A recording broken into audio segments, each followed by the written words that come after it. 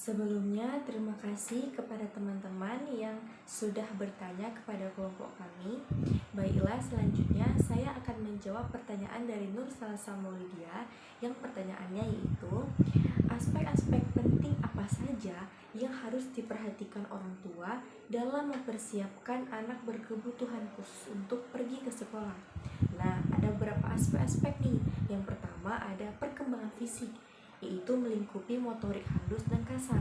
Yang kedua ada bahasa, yang ketiga ada kognisi, yang keempat ada peran membaca dan menulis, yang kelima ada sosial, keenam ada emosi, dan yang terakhir ada perhitungan dasar. Nah, selanjutnya saya akan menjawab pertanyaan dari Alnola Satri Hasibuan yang pertanyaannya adalah langkah-langkah apa saja yang harus kita lakukan dalam menghadapi anak terhadap masalah perilaku dan emosi. Nah, ada beberapa langkah. Langkah yang pertama, kita perhatikan sumber masalahnya. Nah, kita mengajak anak itu untuk berkomunikasi, kita mengajak mereka untuk interaksi, kita bertanya, ada apa, masalahnya apa, bagaimana, kenapa, apa saja aktivitas hari ini. Nah, dengan kita lakukan interaksi antara kedua pihak nih, jadi mereka lebih bisa mengutarakan apa masalah mereka. Nah, yang kedua ada beri perhatian yang cukup. Yang ketiga, jangan memukul anak.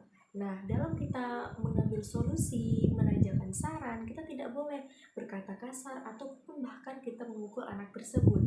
Nah, yang keempat, hindarkan anak dari pergaulan yang salah atau pergaulan yang bebas. Yang kelima ada perhatikan asupan gizi atau gizi dalam tubuh anak itu, atau gizinya kurang atau lebih.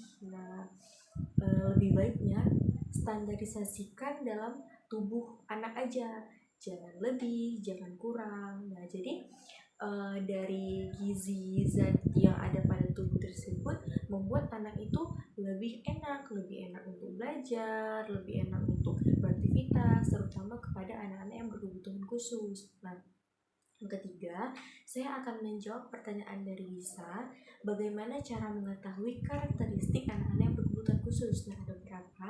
Yang pertama, biasanya nih anak berkebutuhan khusus itu dia memiliki anggota gerak yang kaku gitu, lemah gitu, lelah, kayak anak-anak tidak berdaya. Nah, itu yang pertama. Yang kedua ada sulit untuk bergerak, mereka sulit untuk bergerak, kayak mengambil ini tuh mereka sulit. Yang ketiga, mereka biasa tidak bisa menggenggam sesuatu, tangannya tuh biasa kram kalau anak yang berkebutuhan khusus. Yang keempat ada hambatan dalam berbicara atau dalam bahasa, misalkan kayak mau ngomong mereka sulit untuk berbicara, bahkan omongan mereka terkadang kita tidak bisa mengerti, kayak mereka mau berkata namun orang yang mendengar itu tidak bisa mengerti. Nah, itulah ciri-ciri anak yang berkebutuhan khusus. Nah, sekian dari kami, hanya ini yang bisa kami sampaikan, dan semoga jawaban-jawaban dari kami bisa dimengerti. Wassalamualaikum warahmatullahi wabarakatuh.